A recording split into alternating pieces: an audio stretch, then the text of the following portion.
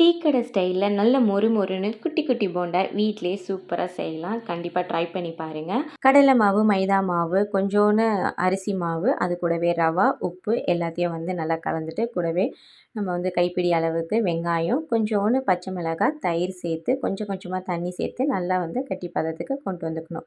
இந்த மாதிரி கொஞ்சம் லூஸாக இருக்கணும் மாவு. அப்போ தான் உங்களுக்கு கரெக்டாக இருக்கும். கொஞ்சம் 10 நிமிஷம் ஊற விட்டுட்டு அதுக்கப்புறம் ஃபைனலாக நம்ம மல்லி, புதினா, கொஞ்சோண்டு கருவேப்பிலை சேர்த்து கொஞ்சம் கொஞ்சமாக நான் பன்னீர் கட் பண்ணி வச்சுருக்கேன். அதையும் நடுவில் வச்சுட்டு அப்படியே நல்ல மிதமான சூட்டில் எண்ணெய் இருக்கும்போது கொஞ்சம் கொஞ்சமாக சின்ன சின்னதாக போட்டு எடுத்திங்கன்னா சூப்பரான போண்டா ரெடி. நீங்கள் ஸ்டஃபிங்க்கு பன்னீர் கொடுக்கணுன்னு அவசியம் இல்லை. பன்னீர் இல்லாமல் சும்மா ப்ளெயினாக கூட நீங்கள் செய்யலாம். ரொம்ப அட்டகாசமான டேஸ்ட்டில் இருக்கும். குட்டீஸ்லாம் ரொம்ப விரும்பி சாப்பிடுவாங்க. ஒரு ஈவினிங்க்கு ஒரு பெஸ்ட்டு ஸ்நாக்ஸு.